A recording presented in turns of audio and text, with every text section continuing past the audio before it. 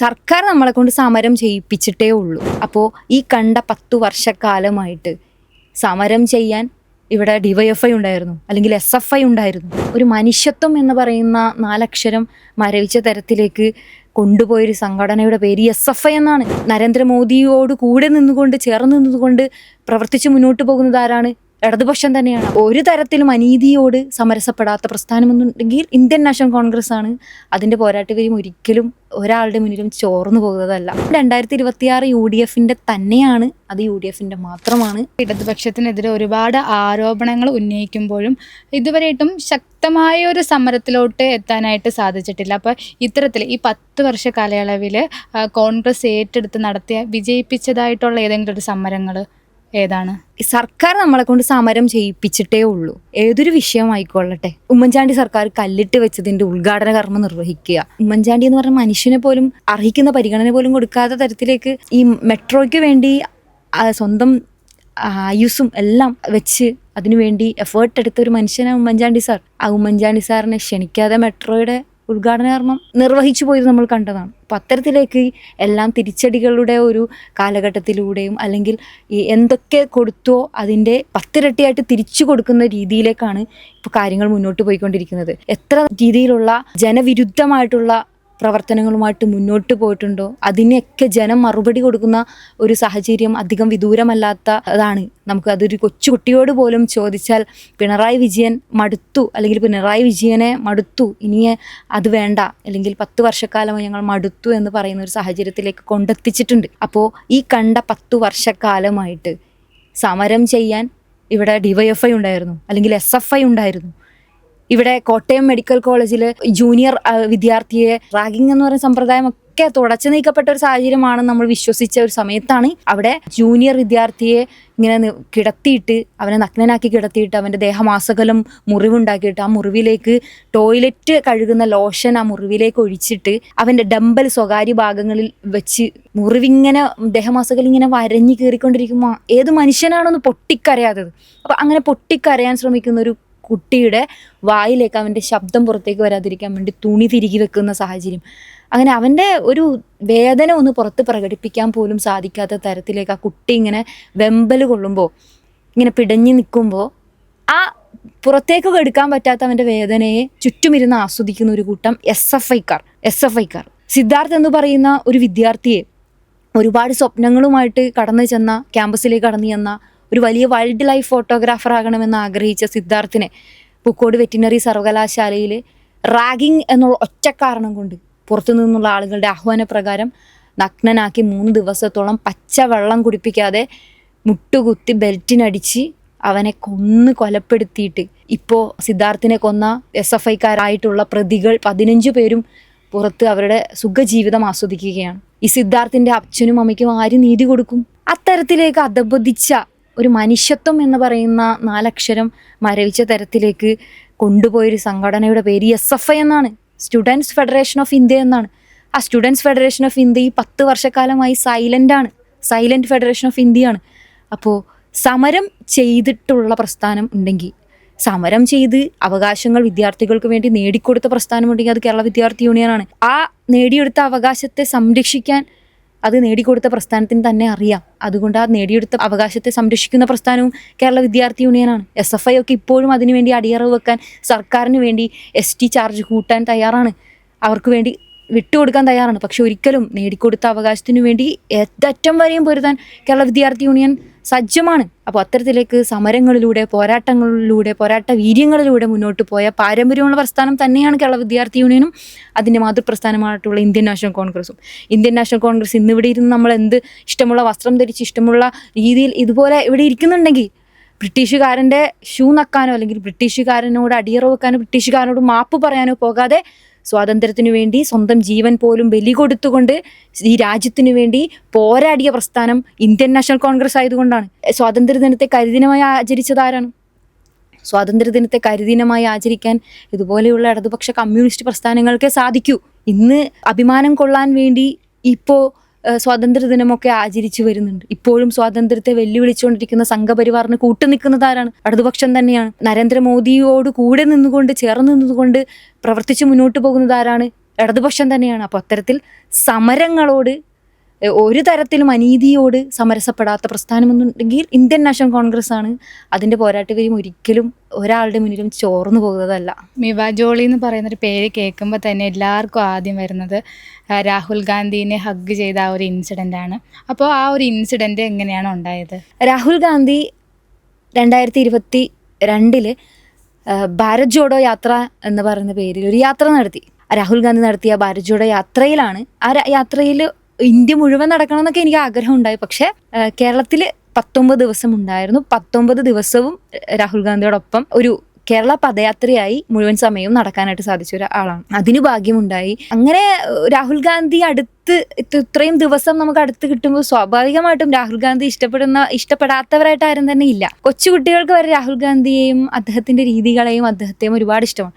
അതേപോലെ തന്നെ ഒരു കൊച്ചുകുട്ടിയെ പോലെ തന്നെയാണ് എനിക്ക് രാഹുൽ ഗാന്ധിയുടെ അടുത്ത് ചെല്ലാനും അതുപോലെ അദ്ദേഹത്തോട് സംസാരിക്കാനും ഒക്കെ ഒരുപാട് ആഗ്രഹം തോന്നി. ഈ 19 ദിവസത്തിന്റെ ഇടയിൽ കുറേ ഇങ്ങനെ രാഹുൽജി എന്നൊക്കെ വിളിച്ചിട്ടുണ്ടെങ്കിലും രാഹുൽ ഗാന്ധി തിരിഞ്ഞ് നോക്കി ചിരിച്ചിട്ട് പോകും. കുറച്ച് ദൂരെ ആയിരിക്കും, സെക്യൂരിറ്റീസും ഒക്കെ ഉള്ളത് കൊണ്ട്. പക്ഷെ കുറേ ശ്രമിച്ചിട്ടും രാഹുൽജിയുടെ അടുത്തേക്ക് എത്താൻ സാധിച്ചിട്ടുണ്ടായിരുന്നില്ല.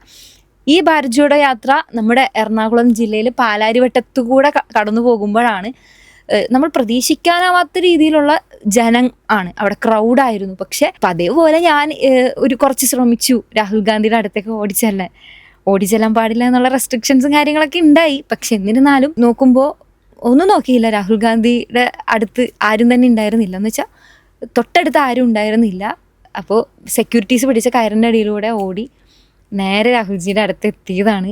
അത് എൻ്റെ ലൈഫിൽ തന്നെ ഒട്ടും മറക്കാനാവാത്തതും ഏറ്റവും പ്രഷ്യസ് ആയിട്ടുള്ള മൊമെൻറ്റ് ഏതാണെന്ന് ചോദിച്ചാൽ അതിലൊന്ന് ഈ ഒരു നിമിഷമായിരിക്കും. അതൊരിക്കലും മറക്കാൻ സാധിക്കില്ല. കാരണം ഈ ഇന്ത്യക്ക് വേണ്ടി പോരാടുന്ന, അല്ലെങ്കിൽ സ്വാതന്ത്ര്യം ഇല്ലാതിരുന്നപ്പോൾ ആ സ്വാതന്ത്ര്യം കിട്ടുമ്പോൾ ഉള്ളൊരു സന്തോഷമുണ്ട്. പക്ഷെ ഇപ്പോൾ നമ്മൾ അനുഭവിക്കുന്ന ഒരവസ്ഥ, നമുക്കുള്ള സ്വാതന്ത്ര്യം പതുക്കെ നഷ്ടപ്പെട്ടുകൊണ്ടിരിക്കുന്ന ഒരു സാഹചര്യമാണ് നമ്മുടെ ഈ നിലവിലുള്ളത്. അപ്പോൾ ആ നഷ്ടപ്പെട്ടുകൊണ്ടിരിക്കുന്ന സ്വാതന്ത്ര്യത്തെ സംരക്ഷിക്കാൻ, ഈ ഇന്ത്യ മഹാരാജ്യത്തെ ആ പവിത്രതയെ പോകാതെ കാത്തുസൂക്ഷിക്കാൻ വേണ്ടി ഒരു വലിയ വർഗീയതയ്ക്കെതിരെ പോരാട്ടം നടത്തുന്ന ഒരു മനുഷ്യനാണ്. അപ്പോൾ ആ മനുഷ്യനെ അതുപോലുള്ളൊരു നിമിഷത്തിൽ ഒന്ന് കാണാൻ സാധിച്ചതും, ഒരു 5 മിനിറ്റ് കുറച്ച് നേരം കൂടെ നടക്കാൻ സാധിച്ചതും സംസാരിക്കാൻ സാധിച്ചതൊക്കെ ഒരുപാട് വലിയ, ഇപ്പോഴും ഓർക്കുമ്പോൾ ആ വീഡിയോ എൻ്റെ ഒരു ഫ്രണ്ടാണ് അത് പകർത്തിയത്. ആ വീഡിയോ കിട്ടിയില്ലായിരുന്നെങ്കിൽ ഇപ്പോഴും ഇങ്ങനെ അത് ഇരിക്കേണ്ടി വന്നത്. പക്ഷെ ആ വീഡിയോ ഉള്ളത് കൊണ്ട് ഇടയ്ക്ക് അത് കാണുമ്പോൾ ഒരു സന്തോഷമാണ്. ഇടയ്ക്ക് അത് കാണുമ്പോഴും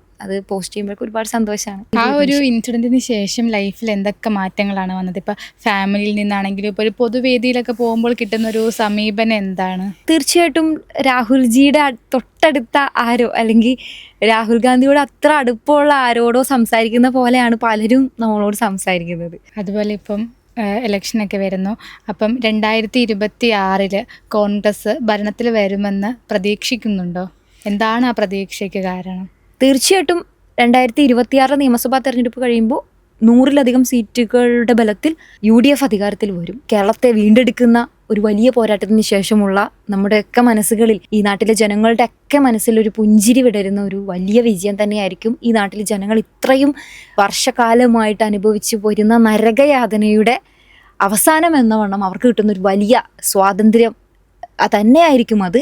ഇപ്പോൾ തന്നെ ഇന്ത്യൻ നാഷണൽ കോൺഗ്രസ് അല്ലെങ്കിൽ UDF ഇതിൻ്റെ പ്രഖ്യാപനങ്ങൾ അല്ലെങ്കിൽ അതിൻ്റെ ഗ്യാരണ്ടികൾ ഒക്കെ പ്രഖ്യാപിച്ചു. അതിൽ സ്ത്രീകളെയൊക്കെ ചേർത്ത് നിർത്തുന്ന തരത്തിലേക്കാണ്. അതിൽ എന്നെ കൂടുതൽ ആകർഷിച്ചൊരു വാഗ്ദാനം എന്ന് പറയുന്നത്, യുവാക്കൾക്ക് സംരംഭം തുടങ്ങാൻ 50,000 രൂപ പലിശരഹിത വായ്പ. ഏതൊരു വ്യക്തിയും ചെറുപ്പക്കാരും ആഗ്രഹിക്കുന്ന ഒന്ന് തന്നെയാണ്. ഇപ്പോൾ പലിശ, സാധാരണ ഒരു ചെറുപ്പക്കാരൻ ഒരു സംരംഭം തുടങ്ങാൻ അത് നടത്തിക്കൊണ്ട് പോകുമ്പോഴുള്ള ഒരു പ്രതിസന്ധി എന്ന് പറയുന്നത് വലിയതാണ്. അപ്പോൾ ഇങ്ങനെ ഒരു വാർത്ത അല്ലെങ്കിൽ ഒരു പ്രഖ്യാപനം കേൾക്കുമ്പോൾ തന്നെ ഒരു വലിയ സന്തോഷമാണ്. അത് നടപ്പിലാകുമെന്നുള്ള കാര്യത്തിൽ യാതൊരു സംശയമില്ല. അതുപോലെ സ്ത്രീകളെയും കുട്ടികളെയൊക്കെ ചേർത്ത് പിടിക്കുന്ന തരത്തിലേക്കാണ് മുന്നോട്ട് പോയിക്കൊണ്ടിരിക്കുന്നത്. ഉമ്മൻചാണ്ടിയുടെ പേരിലുള്ള ഒരു ഇൻഷുറൻസ് പദ്ധതി, ഇതൊക്കെ ജനങ്ങളെ കൂടുതൽ അവർക്ക് താങ്ങാകുമെന്നുള്ള കാര്യത്തിൽ യാതൊരു സംശയമില്ല. തീർച്ചയായിട്ടും 2026 UDFന്റെ തന്നെയാണ്. അത് UDFന്റെ മാത്രമാണ്. അത് ജനങ്ങളുടെയാണ്. തദ്ദേശ തെരഞ്ഞെടുപ്പിൽ വലിയൊരു വിജയം നമ്മൾ നേടി. ഇതുവരെ ഇല്ലാത്ത തരത്തിലേക്ക് LDFന്റെ കുത്തകയായിരുന്നു എന്ന് പറയുന്ന സീറ്റുകളും കോട്ടകളൊക്കെ തകർത്തുകൊണ്ട് UDF അധികാരത്തിൽ വന്നു. അതിൻ്റെ ഒക്കെ തുടർച്ചയെന്നവണ്ണം നിയമസഭയിൽ ജനാധിപത്യത്തിൻ്റെ നിമിഷങ്ങൾ കടന്നു വരാൻ പോവുകയാണ്. തീർച്ചയായിട്ടും മതേതരത്വത്തിൻ്റെ നാളുകൾ കടന്നു വരാൻ പോവുകയാണ്. അതുമാത്രമല്ല ഒരു കാരണവശാലും വർഗീയതയോട് സന്ധി ചേരാത്ത ഒരു വലിയ ഒരു സന്ദേശം നൽകുന്ന ഒരു നല്ല ഭരണം നമ്മുടെ മുന്നിലേക്ക് കടന്നു വരാൻ പോവുകയാണ്. തീർച്ചയായിട്ടും UDF 2026 നിയമസഭാ തെരഞ്ഞെടുപ്പിൽ അധികാരത്തിൽ തിരിച്ചു വരും. അതുപോലെ UDF അധികാരത്തിൽ വരാൻ വേണ്ടിയിട്ട് KSU കൊടുക്കുന്ന സംഭാവനകളൊക്കെ എന്താണ്? 10 വർഷക്കാലമായി KSU കൊടുത്ത സംഭാവനകൾ അനവധിയാണ്. ഈ 10 വർഷക്കാലമായി നേരത്തെ നമ്മൾ സംസാരിച്ചതുപോലെ തന്നെ പ്രതിപക്ഷത്തിരുന്നു കൊണ്ട് ഈ നാട്ടിലെ ജനങ്ങൾക്ക് വേണ്ടി ഓരോ വിഭാഗത്തിൽപ്പെട്ട ആളുകൾക്ക് വേണ്ടിയും KSU നടത്തിയ പോരാട്ടങ്ങൾ വെറുതെ അല്ല. വിദ്യാലയങ്ങളിലാകട്ടെ ഈ സർക്കാർ ഒരു വിദ്യാഭ്യാസ മന്ത്രി ഇരുന്നിട്ട് ഉച്ചക്കഞ്ഞിക്ക് പോലും മുടക്ക് വരുത്തിയ ഒരു സർക്കാരാണ്. അതുപോലെ തന്നെ പൊതുപരീക്ഷ നടത്താൻ പോലും പണമില്ല എന്നുള്ള തരത്തിലേക്ക് ഈ വിദ്യാഭ്യാസ മേഖലയെ, കുട്ടികളുടെ വിദ്യാഭ്യാസ മേഖലയെ മാറ്റിക്കൊണ്ടുപോയൊരു സർക്കാരാണ്. അതുമാത്രമല്ല +1 സീറ്റ് കിട്ടാതെയായി കൂടുതൽ അഡ്മിഷൻ സീറ്റുകൾ ബാച്ചുകൾ അനുവദിക്കണമെന്നൊക്കെ പറഞ്ഞുകൊണ്ട് നമ്മൾ ആവശ്യപ്പെട്ടിട്ട് കുട്ടികളെ വീണ്ടും പ്രതിസന്ധിയിലാക്കിയത് പിണറായി വിജയൻ സർക്കാരാണ്.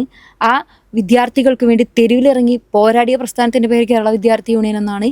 ഇവിടെ കുട്ടികൾ ആത്മഹത്യ ചെയ്യേണ്ട ഒരു സാഹചര്യം വരെ കേരളത്തിൽ കേവലം ഒരു +1 സീറ്റിൻ്റെ വിഷയത്തിൽ വരെ ഉണ്ടായ ഒരു സാഹചര്യം സൃഷ്ടിച്ചത് പിണറായി വിജയൻ സർക്കാരാണ്. അതിനെതിരെയൊക്കെ പോരാടി ശക്തമായ നിലപാട് സ്വീകരിച്ച പ്രസ്ഥാനം കേരള വിദ്യാർത്ഥി യൂണിയനാണ്. എല്ലാ മേഖലകളിലേക്കും വർഗീയത കടന്നു വരുമ്പോൾ ആ വർഗീയതയെ ചെറുത്തു നിർത്താനുള്ള പോരാട്ടം നമ്മൾ കാഴ്ചവെച്ചുകൊണ്ടിരിക്കുമ്പോൾ അതിനോട് സന്ധി ചേരാതെ, ആ പോരാട്ടത്തിനൊപ്പം നിൽക്കാതെ ഈ വിദ്യാർത്ഥികളെ പോലും കാവ്യവൽക്കരിക്കുന്ന സിസ്റ്റത്തിലേക്ക് നമ്മുടെ സംസ്ഥാനത്തെ കൊണ്ടെത്തിച്ച സർക്കാരും പിണറായി വിജയൻ സർക്കാരാണ്. അതായത് നാഷണൽ എഡ്യൂക്കേഷൻ പോളിസി നടപ്പിലാക്കാൻ കേന്ദ്ര സർക്കാർ കാലങ്ങളായിട്ട് ശ്രമിക്കുമ്പോൾ അത് കാലങ്ങളായി ശ്രമിച്ചിട്ടും നടക്കാതെ വന്നപ്പോൾ അതിൻ്റെ ഒരു എന്തെങ്കിലും വാങ്ങുമ്പോൾ എന്തെങ്കിലും ഫ്രീ കിട്ടുന്നത് പോലെ നാഷണൽ എഡ്യൂക്കേഷൻ പോളിസി കേരളത്തിൽ നടപ്പിലാക്കാൻ വേണ്ടി PM ശ്രീ എന്ന് പറയുന്ന പദ്ധതി ഇവിടെ അവതരിപ്പിച്ചു. ഇവിടെ എന്തോ തുക കിട്ടാൻ വേണ്ടിയിട്ടാണ്, നക്കാപ്പിച്ച കിട്ടാൻ വേണ്ടിയിട്ട് സർക്കാരിന് ഖജനാവിൽ പണമില്ലാഞ്ഞിട്ട് ആ കുട്ടികളെ വിറ്റുകൊണ്ട് ആ പണം വാങ്ങി ഈ വിദ്യാഭ്യാസ മേഖലയെ വിൽക്കാൻ തയ്യാറായ മന്ത്രിസഭ പിണറായി വിജയൻ്റെ മന്ത്രിസഭയാണ്. ആ PM ശ്രീയിൽ ഒപ്പുവെച്ച മന്ത്രിസഭ പിണറായി വിജയൻ്റെ മന്ത്രിസഭയാണ്. ഇവിടുത്തെ കുട്ടികൾ പഠിക്കുന്ന ചരിത്രത്തെ ഇല്ലാതാക്കാൻ സംഘപരിവാർ ശ്രമിക്കുമ്പോൾ, കുട്ടികൾ പഠിക്കുന്ന പാഠപുസ്തകങ്ങളിൽ നിന്ന് മഹാത്മാഗാന്ധി അടക്കമുള്ള ചരിത്ര പുരുഷന്മാരുടെ പേരുകൾ ഇല്ലായ്മ ചെയ്യാൻ ശ്രമിക്കുമ്പോൾ, ഇന്ത്യയുടെ ചരിത്രം പേറുന്ന ഇന്ത്യയുടെ ചരിത്രത്തെ കുട്ടികളുടെ പാഠപുസ്തകങ്ങളിൽ നിന്ന് മാറ്റാൻ ശ്രമിക്കുമ്പോൾ ആ വർഗീയതയുടെ വേരുകളെ പിഴുതെറിയാനായിട്ടാണ് ഇവിടെ UDF ശ്രമിക്കുന്നത്. ഇവിടെ UDF സർക്കാർ ശ്രമിച്ചിട്ടുള്ളത്. പക്ഷേ അതിനൊക്കെ വളം വെച്ച് കൊടുക്കുന്ന, അതിനൊക്കെ ഇന്ധനം ഒഴിച്ചു കൊടുക്കുന്ന തരത്തിലേക്കാണ് ഇവിടുത്തെ സർക്കാർ മുന്നോട്ട് പോയിട്ടുള്ളത്. അങ്ങനെ PM ശ്രീയിലൂടെയൊക്കെ വിദ്യാഭ്യാസ മേഖലയെ ഇല്ലായ്മ ചെയ്യാനായിട്ട് ഇവിടെ ശ്രമിച്ചപ്പോൾ അതിനെയൊക്കെതിരെ ശക്തമായിട്ടുള്ള നിലപാട് എടുത്തുകൊണ്ട് മുന്നോട്ട് പോയ പ്രസ്ഥാനം കേരള വിദ്യാർത്ഥി യൂണിയനാണ്. അതുപോലെ തന്നെ ടെക്നിക്കൽ യൂണിവേഴ്സിറ്റികളിലാകട്ടെ മുഴുവൻ മേഖലകളിലും വിദ്യാർത്ഥി മേഖലകളെ പ്രതിസന്ധികളായിട്ട് മുന്നോട്ട് പോയപ്പോൾ അതിനൊക്കെ വേണ്ടി ശബ്ദമുയർത്തിയ പ്രസ്ഥാനം കേരള വിദ്യാർത്ഥി യൂണിയനാണ്. ഉന്നത വിദ്യാഭ്യാസ മേഖലയുടെ കാര്യമെടുത്താൽ ഉന്നത വിദ്യാഭ്യാസ മേഖലകളിൽ 66 സ്കൂളുകളിൽ പ്രിൻസിപ്പാൾമാരില്ലാത്തൊരു സാഹചര്യമുണ്ട്. സർവകലാശാലകളിൽ VC-മാർ, വൈസ് ചാൻസലർമാരില്ലാത്തൊരു സാഹചര്യമുണ്ട്. അവിടെയൊക്കെ നാഥനില്ല കളരി പോലെ ഉന്നത വിദ്യാഭ്യാസ മേഖല കൂപ്പുകുത്തിരിക്കുന്ന ഒരു സാഹചര്യം ഇവിടെ ഉള്ളപ്പോൾ ഉന്നത വിദ്യാഭ്യാസത്തിന് വേണ്ടിയിട്ട് വിദ്യാർത്ഥികളൊക്കെ +1 +2 കഴിയുമ്പോൾ തന്നെ വിദേശത്തേക്ക് ചേക്കേറുന്ന ഒരു സാഹചര്യമുണ്ട്. അത് ഇവിടുത്തെ വളരെ ഭയാനകമായിട്ടുള്ള അന്തരീക്ഷമാണ് സൃഷ്ടിച്ചിട്ടുള്ളത്. വിദ്യാർത്ഥികളൊക്കെ നാടുവിടേണ്ട ഒരു സാഹചര്യം എന്ന് പറഞ്ഞാൽ ഇവിടുത്തെ തന്നെ ഒരു വിദ്യാഭ്യാസ മേഖലയുടെ തകർച്ചയാണ് സൂചിപ്പിക്കുന്നത്. അപ്പോൾ അത്തരത്തിലേക്കൊക്കെ പോകുമ്പോൾ പ്രതിസന്ധികൾ അതിജീവിക്കാൻ എന്നും കൂടെ നിന്നിട്ടുള്ള പ്രസ്ഥാനം കേരള വിദ്യാർത്ഥി യൂണിയനാണ്. SFI അപ്പോഴും അക്രമത്തിൻ്റെ പാതയിലും ജനാധിപത്യ വിരുദ്ധതയുടെ പാതയിലും സ്വാതന്ത്ര്യം, ജനാധിപത്യം, സോഷ്യലിസം എന്നൊക്കെ വലിയ അക്ഷരത്തിൽ വെള്ളക്കൊടിയിൽ എഴുതി വെച്ചിട്ട് സ്വാതന്ത്ര്യത്തിന്റെയും ജനാധിപത്യത്തിന്റെയും ഒക്കെ വില എന്തെന്നറിയാത്ത രീതിയിലേക്ക് മാറിയ പ്രസ്ഥാനത്തെ പോലെയുള്ള 2026 UDFന്റെ ജയത്തിന് വേണ്ടിയിട്ട് KSU ഈ 10 വർഷക്കാലം ഇതിന് മുമ്പും പ്രസ്ഥാനം പിറവികൊണ്ട നാൾ മുതൽ ഈ നിമിഷം വരെ സമരങ്ങളിലൂടെ നേടിയെടുത്ത പോരാട്ടവീര്യത്തിൻ്റെ ചരിത്രമാണ് മുന്നോട്ട് വെച്ചിട്ടുള്ളത്. അതെല്ലാം ഈ വരുന്ന വിജയത്തിനും അതിന് മുന്നോട്ടുള്ള ഭരണത്തിനും എല്ലാം മുതൽക്കൂട്ടാകും. അതുമാത്രമല്ല, ഭരിക്കുന്ന കാലത്ത് എന്തെങ്കിലും പ്രതിസന്ധിയിലൂടെ ഭരിക്കുന്ന പാർട്ടി എന്തെങ്കിലും അനീതിയിലൂടെ കടന്നു പോകില്ല. പക്ഷെ പോയാൽ അതിനെതിരെ ശബ്ദം ഉയർത്താൻ കെൽപ്പുള്ള പ്രസ്ഥാനവും കേരള വിദ്യാർത്ഥിയാണ് എന്ന് ഇവിടെ ഉറച്ചു പറയാനായിട്ട് ആഗ്രഹിക്കുക. അപ്പോൾ ഒരുപാട് തിരക്കുകൾക്കിടയിലും ഞങ്ങൾക്ക് വേണ്ടിയിട്ട് കുറച്ച് സമയം തന്നതിന് ഒരുപാട് നന്ദി. അതേപോലെ ഇനിയും ഒരുപാട് ഉയരങ്ങളിൽ എത്തട്ടെ എന്നും ഇതേപോലെ നമുക്ക് ഇതേപോലെ സംസാരിക്കാൻ ഒരു അവസരവും കൂടി ഉണ്ടാവട്ടെ എന്നും ഞാൻ ആശംസിക്കുന്നു.